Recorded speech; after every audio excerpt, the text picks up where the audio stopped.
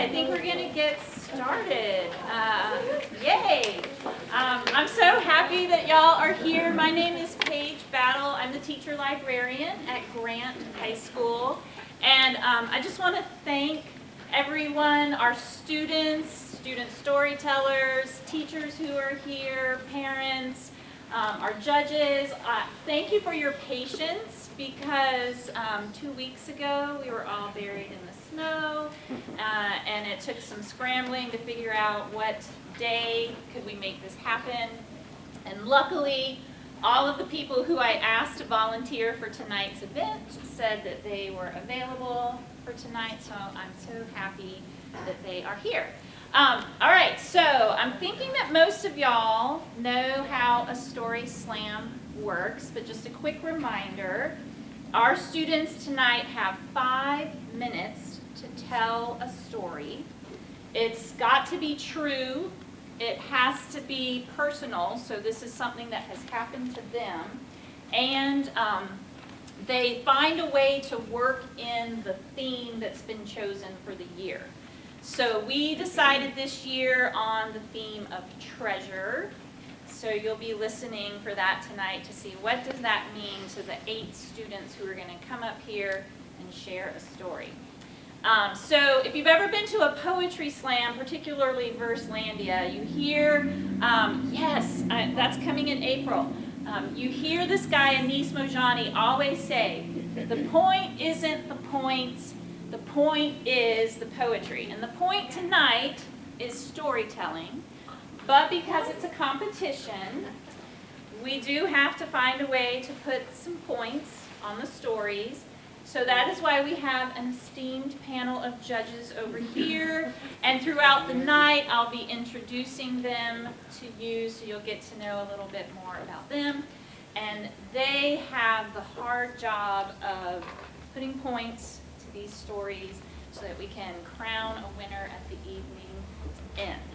All right, so before we launch into the stories, I want everyone to look at their electronic device and make sure it has been silenced. I am doing that myself right now. Ooh, I had my volume all the way up. All right, that was a good thing I checked that. Okay. All right, so the storytellers' names on your program there, they are listed by school, but they are not listed in the order that we are going to be hearing them tonight.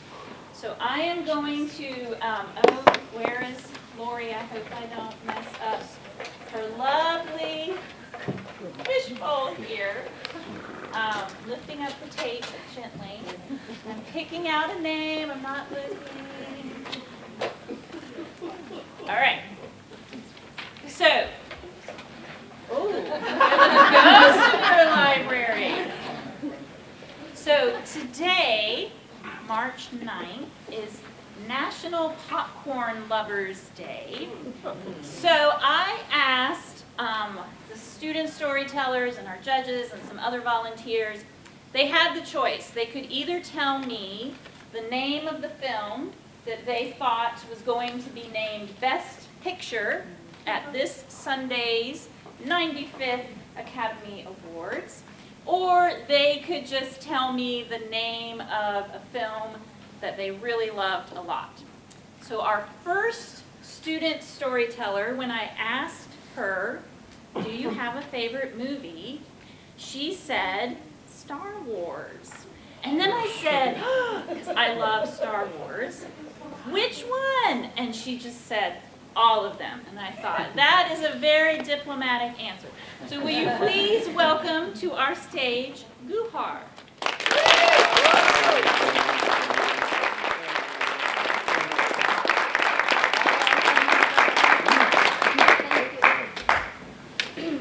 story I'm about to tell starts in a country where no matter where you come from, you're always welcome. A country that has so many beautiful places to visit, but now it's becoming dark and empty. A country that has been in war for 20 years. A country that has no basic human rights to this day. Ever since the Taliban took over, they don't want any man and woman to educate, especially women, to educate or have jobs because they believe that women belong in the kitchen. And you probably guessed what country I'm talking about. It's called Afghanistan, where I was born. I'm proud to stand here and talk about my life, how it was like in Afghanistan, and how I ended up coming to the United States. It all started us living in two connected houses. One me and my family lived, and the other one my aunt, my uncle, and my great-grandma who passed away a long time ago. And we had a front porch that all my memories grew. That time, my dad was the only one working, and he had to travel a lot because in Afghanistan there wasn't much jobs. And me and my older sister didn't see him much. He eventually found a job in Afghanistan. He started working at Dynacorp International in 2003. He spent 11 years working there, leading him to work at American military bases in Afghanistan. He spent 2 months working there, and a bomb exploded at Dynacorp's Kabul headquarters, killing about 7 people. That time, my dad then told my mom that he was working there because my mom was afraid. And knowing about the bombing, Congress passed a law for special immigrants, for Afghans whose lives were in danger because they supported American efforts. And it was so bad that people who were educating or had education whose life were in danger. Dangerous, what I mean by danger, they get disappeared and they be beating them up till death. So my dad applied for special immigrant visas in 2012. Our case took 5 years for approval, and in 2017 we came to the United States. Coming to the United States was an interesting experience, especially the school system. Like in Afghanistan, when we didn't wear socks or when we didn't pay attention to the teacher, you would be in a big trouble. And what I mean by not wearing socks, someone had to see you wearing socks. And and here there's not such a thing. Yeah, you're free to wear anything you want. And yeah, on the first day of school, someone had to take me to my class, and I couldn't, because of course I didn't know where to go. And they were talking and talking, and I couldn't understand what they were saying because, of course, I didn't know how to speak English. And I was nodding yeah, of course I understand you, but in reality I wasn't really. And yeah, that's my whole story, and I want to thank you for my parents, especially my parents, my teachers, and my friends who supported me throughout my life to become the person who I am today.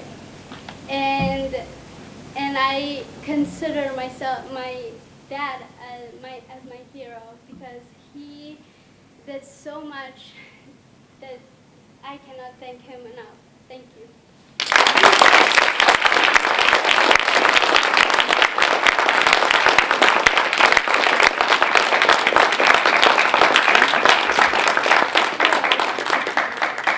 Thanks for sharing, Guhar.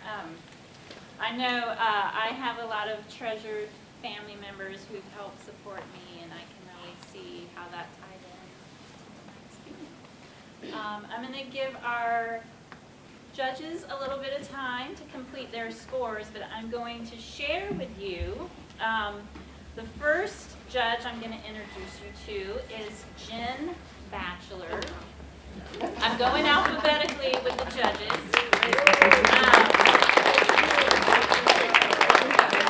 There you go. So Jen said, I'm going to have to pick up the paper to read this response. hey, Jen, what movie do you think is going to win the Best Picture? And the first response was, oh, is that even happening? So I said, well, let's move on to the second part of that question. What is your favorite movie? So Jen said, trying to choose a favorite is too committal, but she is currently living by the principles expressed in the 1989 action drama film, Gleaming the Cube. So the Gen Xers in the room will remember that film. That starred Christian Slater. And she said it's a film that, oh my goodness, I can't even read my writing now, Jen, that it exemplifies a brother's love and skateboard justice. So if you have any skaters in the crowd, you might want to go check out from Movie Madness the 1989 action drama film, Gleaming the Cube. Okay, I am going to spin this again.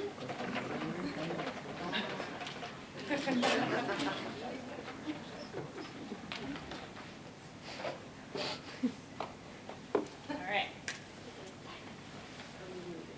Okay, so I had to give some clarification from this next student storyteller because they said that their favorite movie of all time was Mulan. And I said, well, are we talking about the 1989 or 1998 animated film, or are we talking about the live action remake in 2020? And they said, oh no, I am talking about 1998. So here's a little fact for you. In 1998, Mulan was nominated for the Best Original Musical or Comedy Score. I think it was robbed because it lost out to Shakespeare in Love. Will you please welcome to our stage Shreya?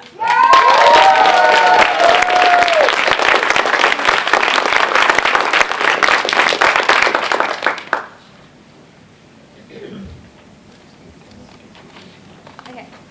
When I was little, I moved around a lot. 4 different states, 6 different cities, from mountainous Idaho to dry and arid Arizona where I was born. And since I moved a lot, I used to play this game with my sister where we pretend to be pirates, explorers.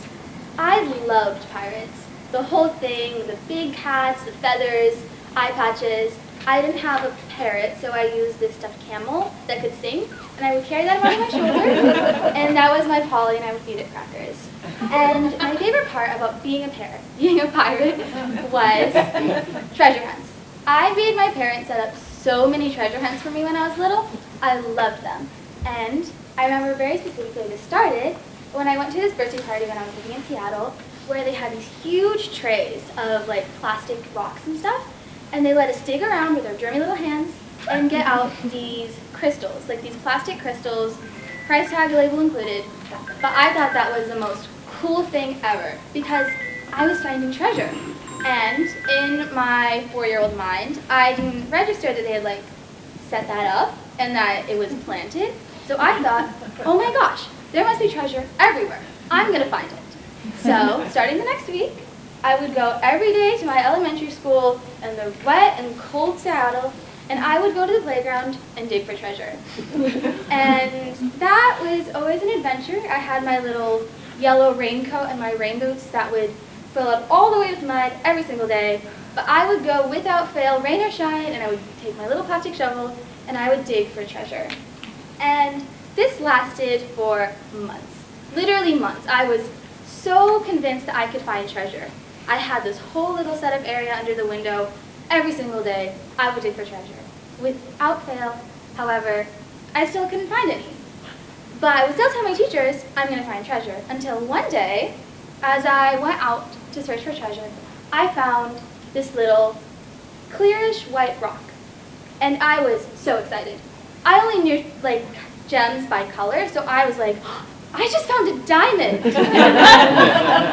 Ignoring the Made in China label, ignoring the price tag, I ran up to my teachers in excitement. I was like, I found a diamond. And I was so happy. I took it home and I showed my parents, and I said, I need to polish it so I can make diamond earrings.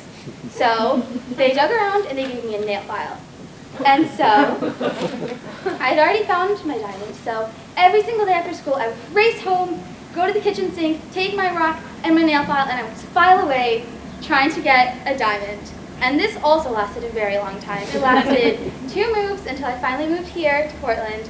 Still with my nail file and my diamond. I lost everything else. I could care less if my clothes made it with me. I was going to have my rock and my diamond, my not diamond and my nail file.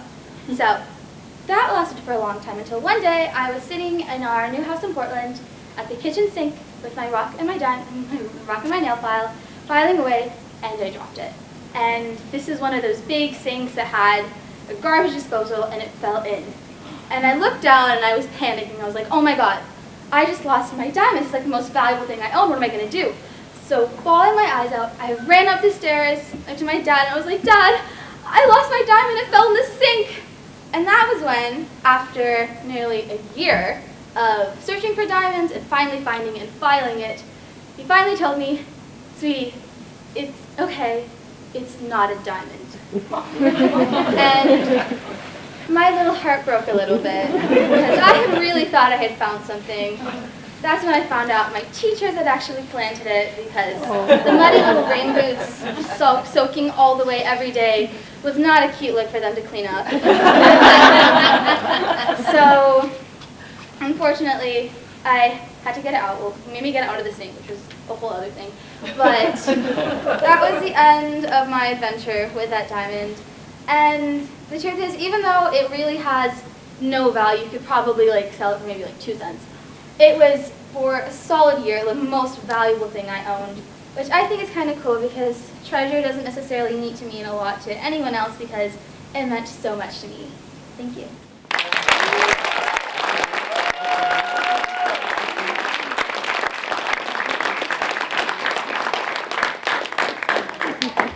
Okay, so Shreya, did you dig it out of the sink? Okay, good.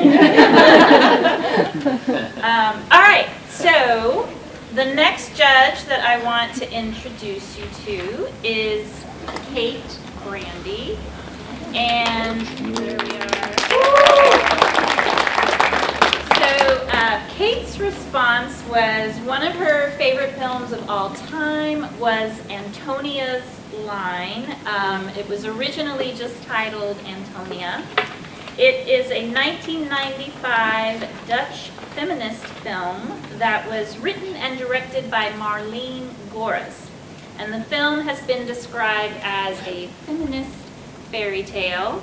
I know of this film, but I've never seen it. But after asking all of these questions tonight, I have a very long TBW list, which is to be watched. All right, so I'm going to spin. Let's see who's next.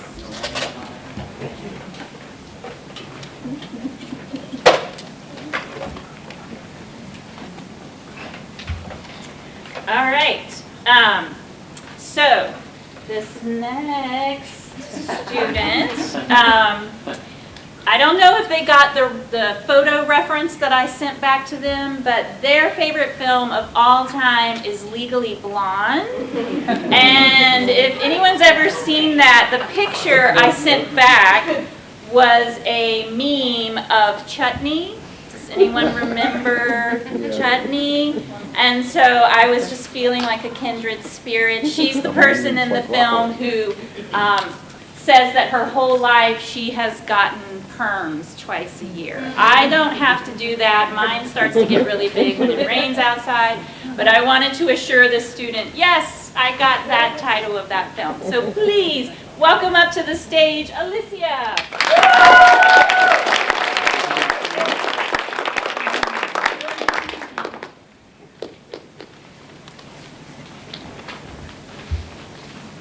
Imagine a bathroom.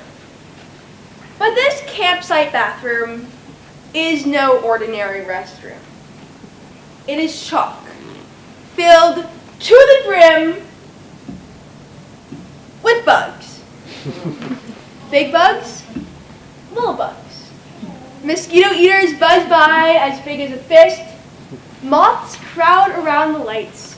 Spiders are on all surfaces and their webs are in every corner. Now for you, as I can tell, this probably seems like a nightmare scenario.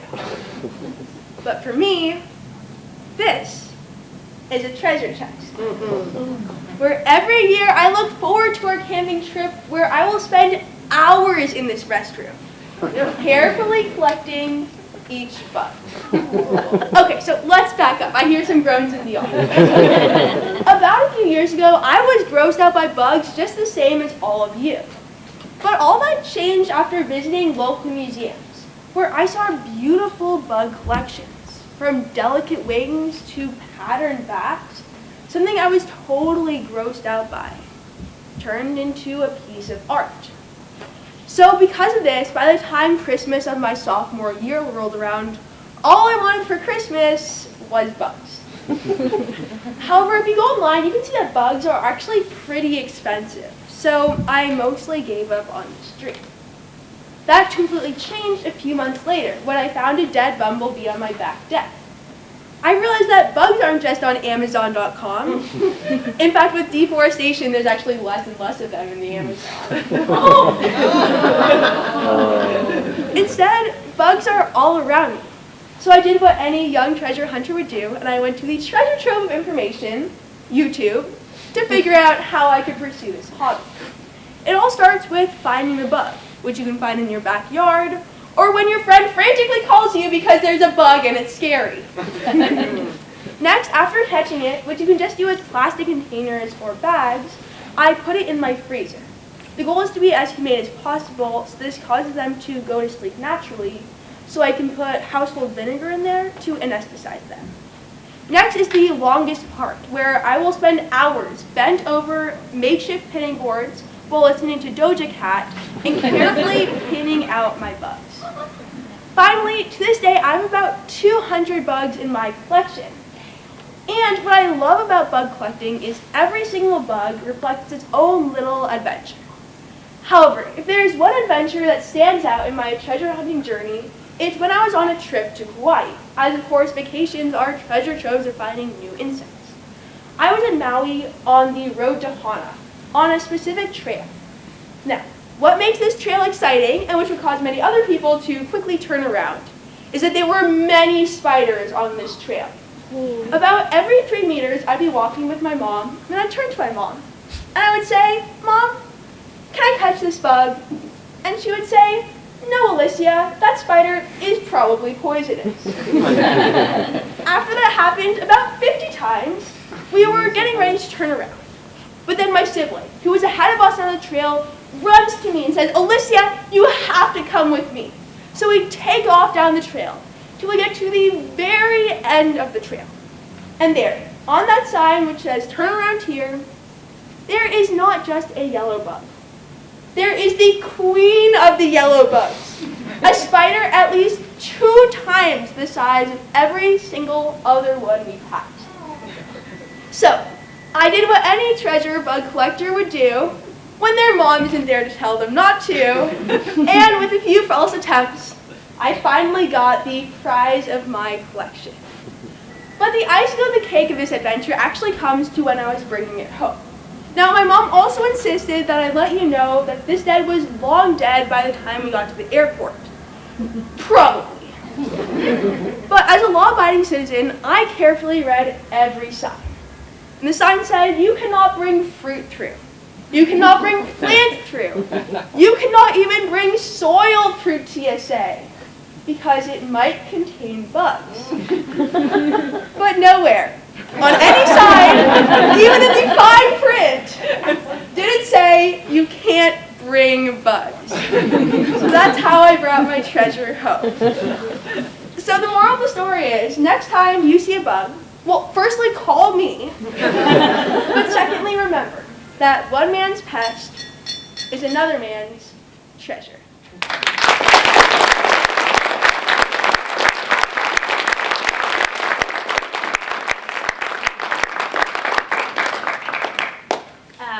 Alicia, I want to tell you about a movie you might want to watch called A Bug's Life. I don't know if you've seen that. It might have come out right around the time you were born.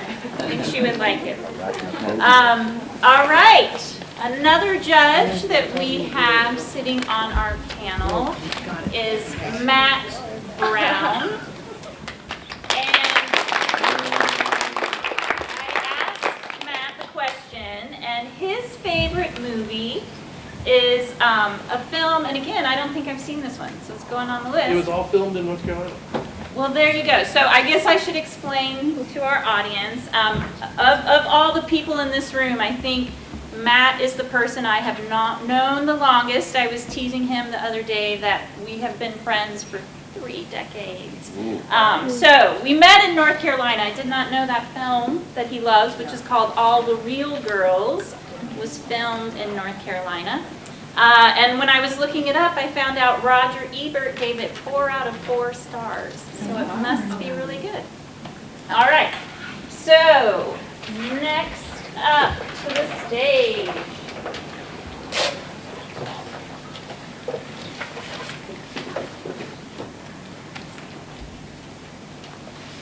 All right. So this storyteller, I had to get some clarification on. I had to ask them, hey, you told me that there was this film you really liked, but did you know there's 2 films that are called The Book of Life?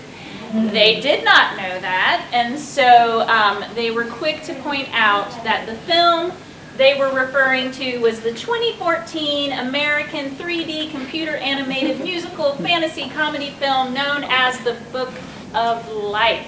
So please welcome to the stage, Emily.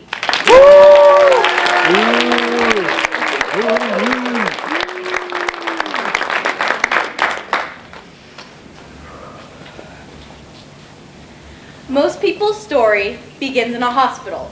Well, mine did too, but really, it started in a music shop. My grandpa had his own music store in Lancaster, California.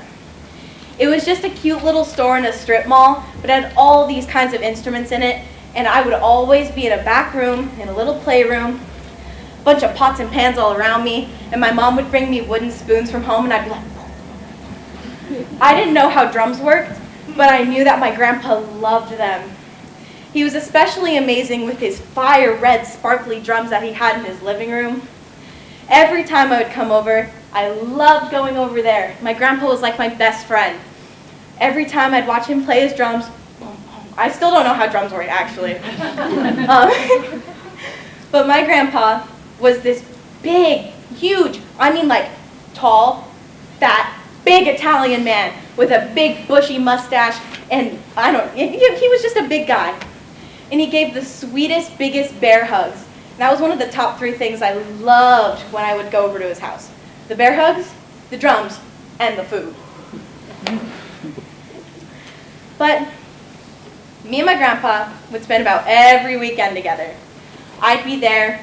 He'd sit me on his lap. He'd bump me on his knee. He's like, oh, you're a good kid. Or he'd pick me up by my feet, swing me upside down, and throw me around and go, chicken for sale, chicken for sale. It was like my favorite thing in the whole world. You know, I don't want to be a chicken, but being a chicken for sale, that was great. But then I got older. I started liking Monster High dolls more than my grandpa. I was too big for chicken for sale. But I still loved going to see my grandpa, even though every weekend turned into once a month. But then slowly he started losing weight, which was weird because he was always eating or making music. And he started coughing a lot more than usual. He just seemed like not like himself. And then we all found out that he had stage 4 stomach cancer. Towards the end of his life, he didn't have enough energy to bounce me on his knee or give me bear hugs. But he would always tell me how much he loved me, how much he loved my mom, how much he loved music and life in general. He was a very lively man up until the last couple days of his life. I remember being in the hospital with my Uncle Tony. And he had his arm around me because I was crying, not because I wouldn't get to see my grandpa, because the doctors told me he looked too scary. But I didn't care, I just wanted to see my grandpa. But I knew that he got to spend his last moments with his wife, Dana. And I'm glad he did, because I know Dana gave him all the love that all of us could have given him all at the same time. You know, there was about 20 of us out in the lobby because we're a big Italian family. We were all crowding around in all the chairs. And when he passed away, I remember feeling really guilty, because towards the end of his life, I wouldn't spend as much time with him, because I was in my playroom playing with my dolls, my Monster High dolls. We were running around going on all these adventures, or I'd be running around in the backyard kicking around the dirt.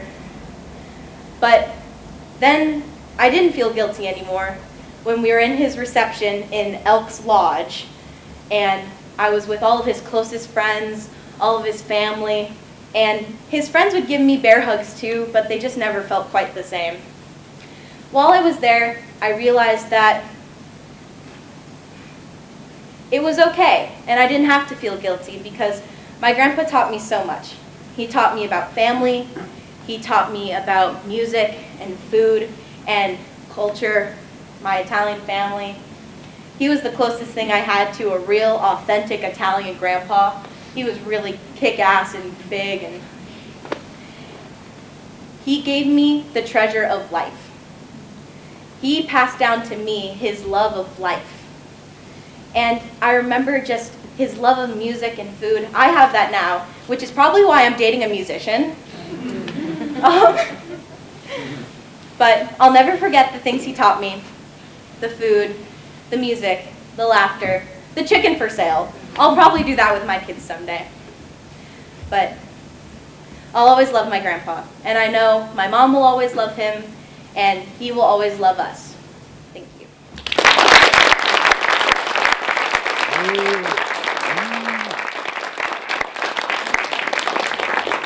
So Emily, I'll tell you, when I had to choose an instrument for band in 4th grade, I wanted it to be the drums. And they wouldn't let me. They said there were too many percussionists. But I haven't given up on that dream, and you shouldn't either. Because if you like women's soccer, we can go drum for the Thorns on the big red drum. So I'll meet you in Providence Park.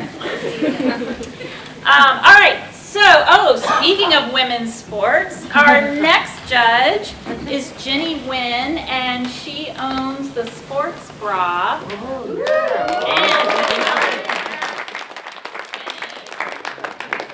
the question of movies, she sent back this response in all capital letters that said, everything, everywhere, all at once. And I thought, that's the exact emotion I had when I walked out of the theater the first time I went to see it. I have seen it 2 more times since then. So my money, along with Jenny's, is on the 2 Daniels taking home the Best Picture this Sunday. All right, our next student storyteller will be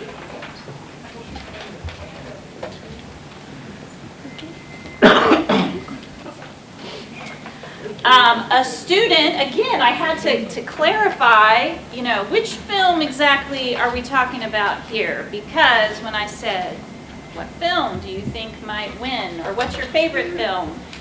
They replied, Puss in Boots. And I thought, wow, back in 2012, I think that's when the first one came out, but now, this year, nominated for Best Animated Feature is Puss in Boots, The Last Wish.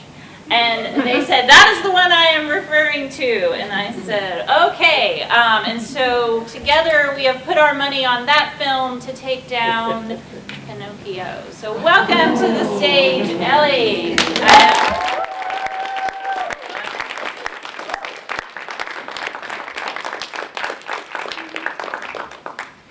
Okay, before I tell the story, I need you guys to know 2 big things about me. The first one is that when I was around 7 years old, I moved houses. Not a big move, mind you, this move from Knott Street to Fremont Street.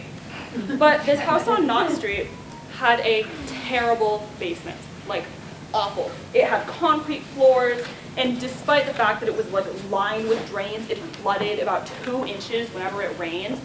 It had rafters instead of a proper ceiling, and it had about 6 inches of space between the concrete walls and the dirt. The other thing you need to know about me is that I had 2 cats growing up. And one of them was named Cinderella, and she's inconsequential to this story. But the other one was named Tuna. And Tuna was kind of small and gray, and she had a white spot right here and bright green eyes.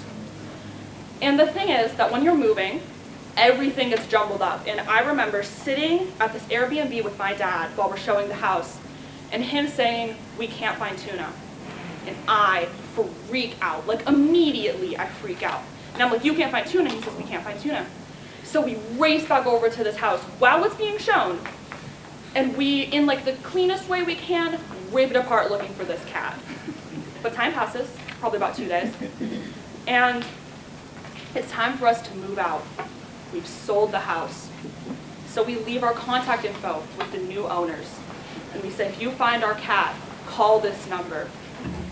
And maybe a day or 2 days later, we get this call on our phone, and I answer it, and I say, "Hutzel family, Ellie speaking." And this guy on the other end says, "I need to talk to Mark." Okay. So I go, and I get my dad, and they talk about something. I'm not sure what, but I do know that it ends with my dad looking at me and saying, "We need to go get Tuna." And I am so excited. I am like, the anticipation of is my cat okay is killing me. And I go, and I beg my dad to go like right now. And because I have a great dad, we go right now. So we drive back over to this house with this big wooden crate that we got from our neighbors to transport our cats in.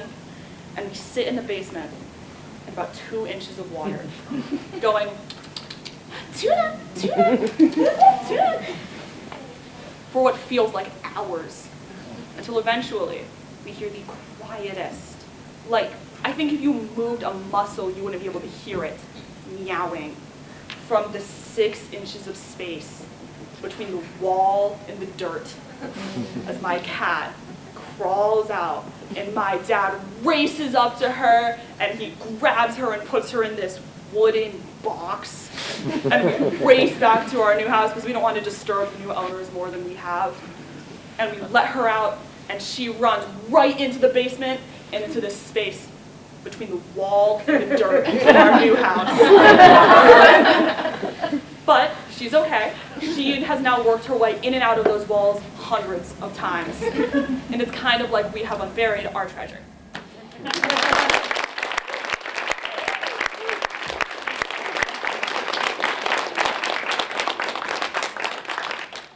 Hey, Ellie, there's a film you might want to watch that stars Taylor Swift called Cats. All right, the final judge on our panel is Stephanie Sheldon. And like her friend Jen, she had no idea that the Academy Awards were happening this Sunday. And so she told me instead that because she didn't even know what movies were nominated, she would just share that anytime she has to fly, her go-to movie is Booksmart. A perfect film for this space that we're in tonight. All right, our next storyteller.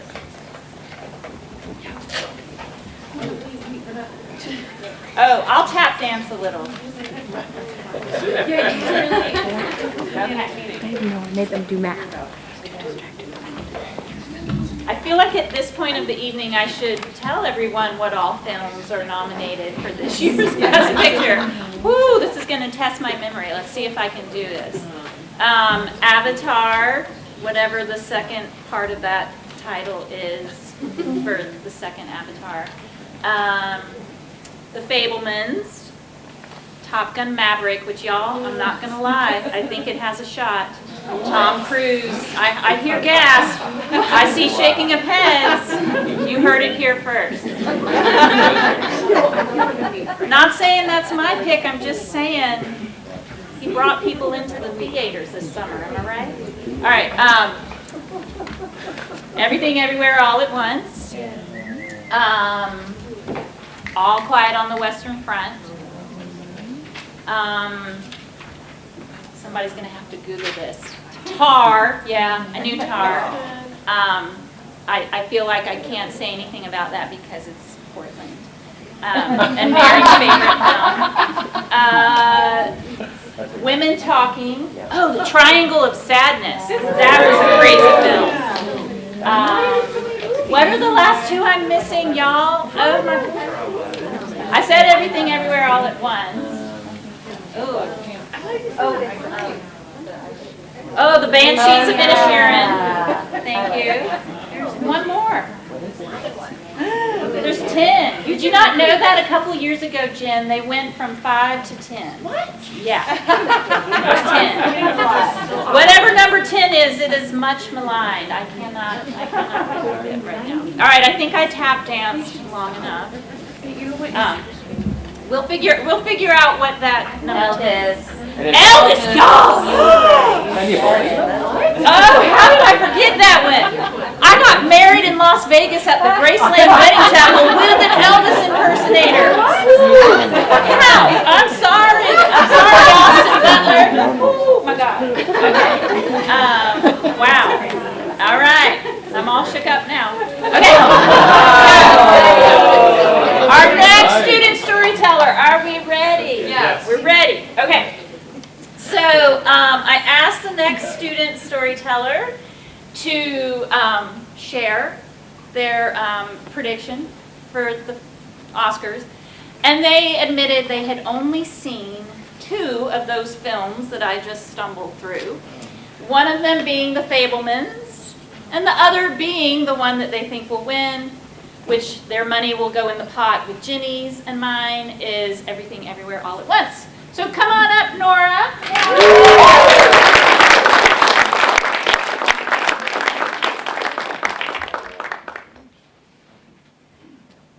My family has always been an adventurous family.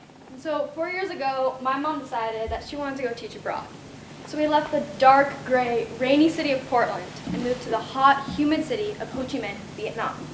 And with that, we got to have amazing experiences, traveling all around the world, seeing beautiful things. That was until February 2020, when COVID hit. And with COVID, the Vietnamese government shut down all of its borders, not letting anyone in or out of the country. So we were stuck. This leads us to a year and a half later, the summer of 2021. Now, all of you guys had been vaccinated, but us, we were searching for that treasure, looking for that vaccine. But even though we weren't vaccinated, my mom still wanted to travel all around Vietnam. So we went on a 2-week vacation to an island off the coast of Vietnam called Phu Quoc. However, that 2 weeks soon led to 3 weeks, and that 3 weeks to 3 months. This was due to a huge increase in COVID cases, which had the Vietnamese government stopping all transportation and canceling all flights. But it wasn't all that bad being stuck on an island. We got to swim in the ocean, play beach volleyball, play at the pool. But as the summer progressed, school started to near, and soon I was starting my sophomore year of high school next to the beach. This leads us to September 30th, a month and a half after school started, my dad's birthday. The day started out like any normal day. I woke up, jumped in the ocean, logged on to class, my mom went into the other room to teach her sixth graders math online, and the day was off. And I was in biology class learning about the carbon cycle, when all of a sudden my dad comes out and says, Nigel, our friend, who lives at another hotel down the beach, heard from a guy, who heard from a guy, who heard from another guy, that vaccines are happening today. I gotta go check it out. And so he jumps on a motorbike and drives over there. And I go back to my biology class, learning about the carbon cycle. So I'm sitting in class, and all of a sudden my mom comes out and says, Nora, I need you to take my class, but my biology class. You gotta take my class. I gotta go get vaccinated. So now I have 2 computers, one on my left, one on my right. One of 25 kids figuring out how to find the area of the circle, and my biology class. My mom is running around, looking for her passport. All the other adults in the hotel are looking for theirs. Finally, they're about to leave. And that's when the other families in the hotel drop 4 kids onto me. So now I have 2 computers and 4 kids, a 4-year-old, a 5-year-old, and 2 6-year-olds. I finally am figuring things out. I've given up on my biology class, told the 6th graders to just work asynchronously, and I'm hanging out with the kids. That's when I get a phone call from my mom saying, Nora, get your sister and get over here. You're getting vaccinated today. So me and my sister, we herd all the kids to the reception, and we jump into taxi. We're off. Soon, we reach the vaccination site. It's this huge banquet hall with thousands of people around it. We have to go look for our parents. So we're running around looking for them. I call my mom on my Nokia. Mom, where are you? Keep looking. Finally, we spot them. They're at the very end, and a long line of plastic stools. We go, we sit down in it. 2 hours later, we're at the front of the line. My parents are already inside getting vaccinated. That's when one of the nurses comes out and says, "Sorry, but we're gonna take our 3-hour-long lunch break now, so please come back later." I'm like, "No, we've been waiting 2 hours." So we sit back down. And I guess he kinda got the idea, because he lets us inside. When I get inside, I look around again. There are hundreds of people inside in 4 different lines. We fill out some paperwork and get into the first line, the blood pressure line. And I'm standing there, and I see some of the people are just skipping this line. That's when my mom shows up again and says, "Nora, skip this line. We don't want us to be sent back for high blood pressure." And so I skip that line. And the second line. Second line, I go up. "You have COVID. Are you allergic to anything?" "No, no." Send me off to the third line. Third line, vaccination line. Soon enough, I have a needle being jabbed into me, and I'm vaccinated. They give me my paperwork, send me into the last line. In the last line, you give them your paperwork and your passport, and they ask you to wait for 30 minutes for observation. And so we're sitting, waiting. About 15 minutes into that time, I noticed one of the nurses coming up with me and my sister's passports in his hand. And he comes over and asks, "How old are you?" I say, "I'm 15, and my sister says 13. "You guys are too young to have gotten this vaccine in Vietnam. You have to be 18 or older. However, we can't take it out of you, so we're going to need you to wait another 45 minutes so we can make sure you don't die." So we go and sit back down. We're waiting again. About 15 minutes into that waiting period, see the nurse. He's coming back over to us. He comes up and says, "Actually, we're finally going to go take our 3-hour-long lunch break now, so get out of here." And so we walk out of there, being some of the first kids to be vaccinated in Vietnam and having the treasure running through our veins. Thank you.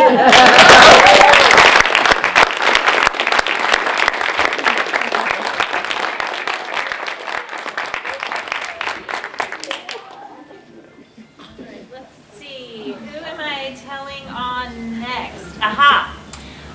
So, helping us out tonight behind the camera, when I asked our cameraman about movies, he decided to go with one of his favorite films of all time, which as soon as he said the title, I laughed because Frank Dadula is probably one of the colleagues I have known the longest in my 24-year career as a teacher librarian. And I laughed and I said, "Ha ha, it was the start of a beautiful friendship when we met, Frank." So, what's his favorite film? Casablanca. Yes, it is. And they show it a lot at the Hollywood Theater, and I really encourage you to see it on the big screen if you get a chance. Okay. Am I doing okay with... You're doing great. Tap dancing? Good? All right. Alright, I'm spinning them around. We're down to our penultimate storyteller. Alright, when I asked this student about movies, they said their favorite film was Fight Club. And then they gasped when I said I had never seen this film. I know. How's that possible? Did you read the book? Look, I promise. I am just going to watch movies nonstop over spring break, and then I'll get caught up on everything. All right, so please welcome up our penultimate storyteller, Ozzy.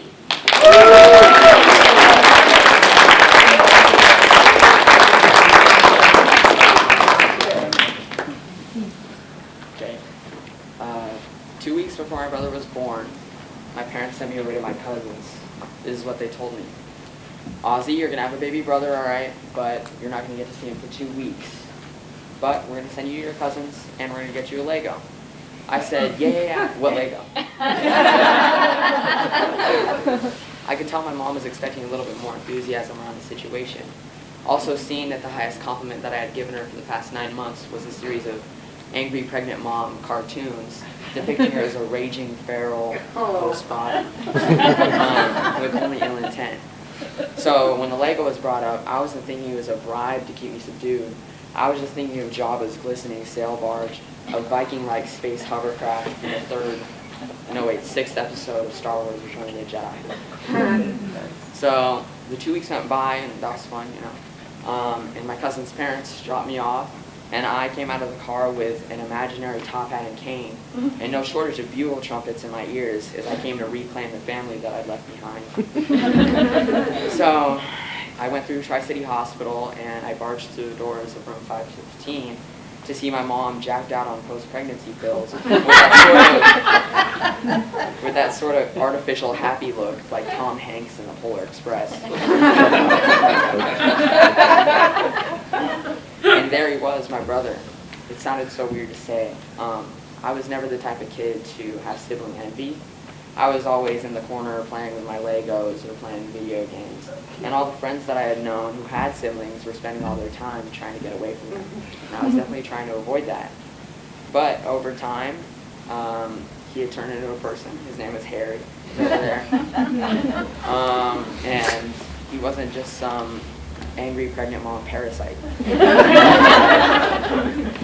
So, and I think the first time that I noticed this was when we were watching a Try Not to Laugh video, and this guy had done something serious on the screen, and Harry got up and turned it off, and he looked at me with a blank face, but I started laughing because I knew he was joking, because it was totally something that I had done. And that's why I realized that, like, he was my brother, because he had started to mimic me. I could see that he looked up to me, and, you know, he was mimicking my humor, and, you know, I just want to say sometimes what you value isn't what other people value, and as you grow older, like, things that grow into your life or people that are unexpected can turn into your treasure that you value most.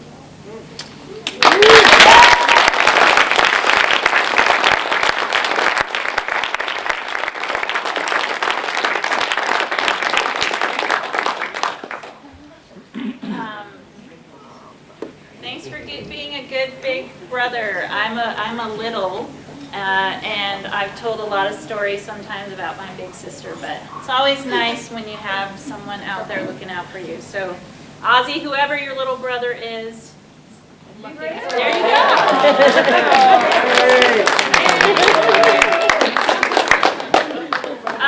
Okay, so another person who is helping us tonight is Mary Reckner. She has been keeping time. And I hurriedly asked her this question because the person who was going to be our timekeeper had a last-minute emergency.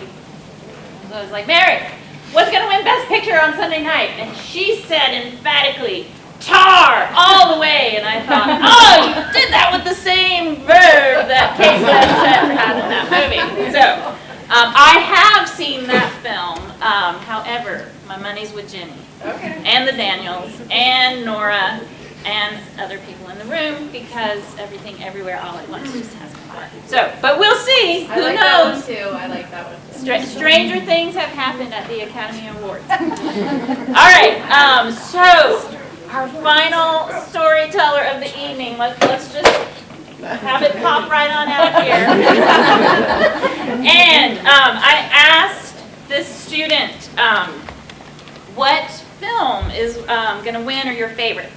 And so they wrote back that their favorite film is one of mine too, Moonrise Kingdom. And I'll have you know that that film was nominated for Best Original Screenplay. It was written by Wes Anderson and Roman Coppola.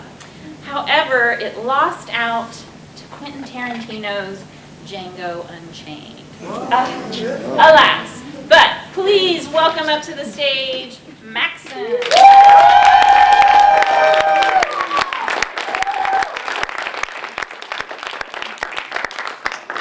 Okay, so this takes a little bit of explaining because my treasure isn't like other treasure. I didn't have to go looking for it. I didn't have to fight a dragon. I didn't have to go and search for gold or jewels. Instead, it was given to me before I was born by my late uncle.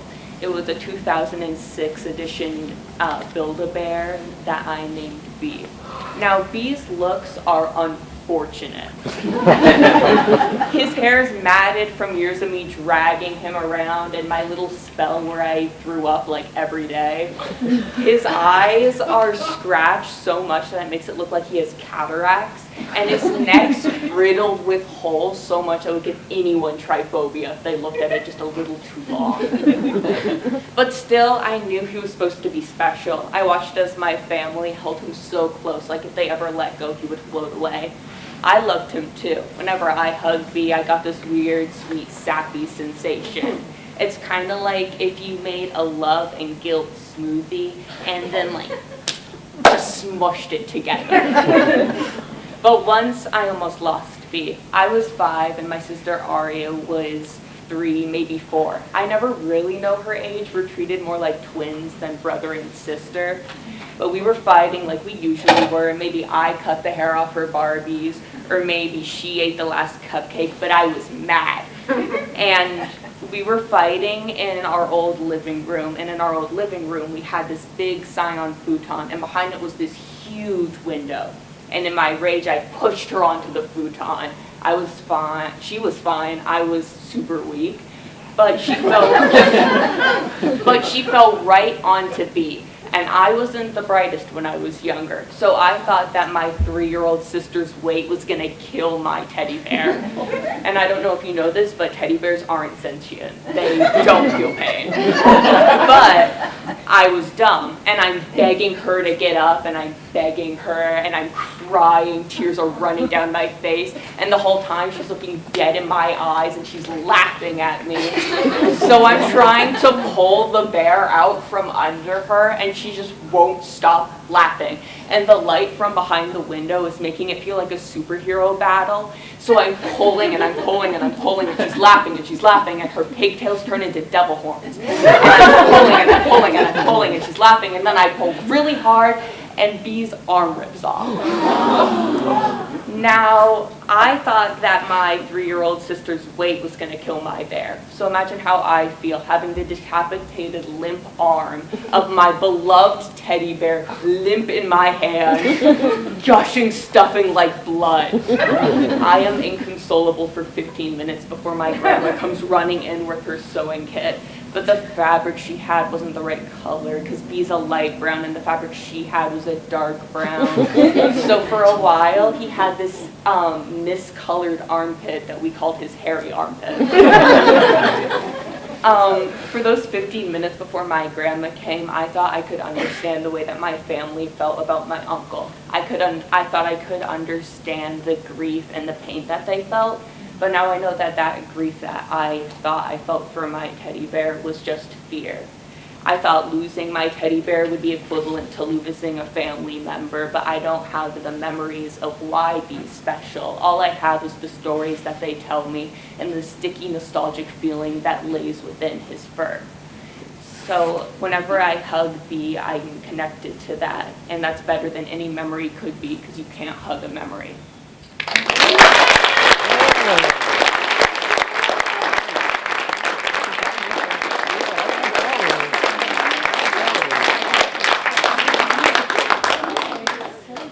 All right, so our judges are going to stick their sheets over to our math genius, and that's the last person I'm introducing you to tonight. Helping us at the math table is Mona Schreier. Telling y'all, the tellers,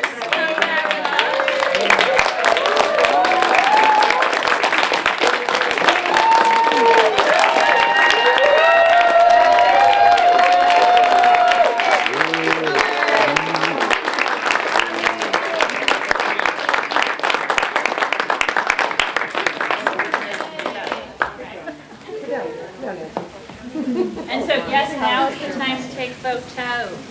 Maybe the librarians could stand behind their Yeah, we roll matching t-shirts. Yeah, we've got t-shirts. That's the best part, is matching t-shirts. There you go. You'll get it eventually. Oh, yeah. I know, that's what we should do, is we should go there. Thank you. Oh, yeah. Teachers You do this.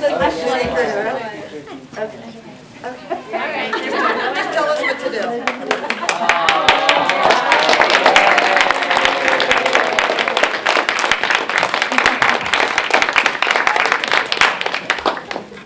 All right. So, this year, our runner-up in a tale of a treasure that can wrap their arms around is Max and Peter.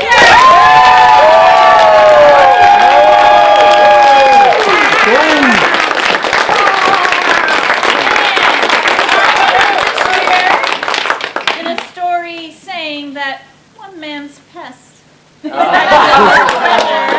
Alicia! And I want to thank our other storytellers for telling us about treasured grandfathers.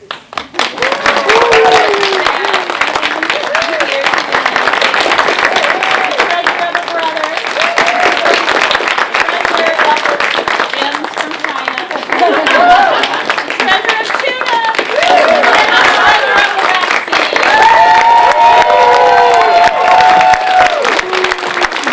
All right. We hope to get to see you next year. We're tentatively choosing February 29th and having a theme of extra. Yes. All right. Thank you for coming out tonight.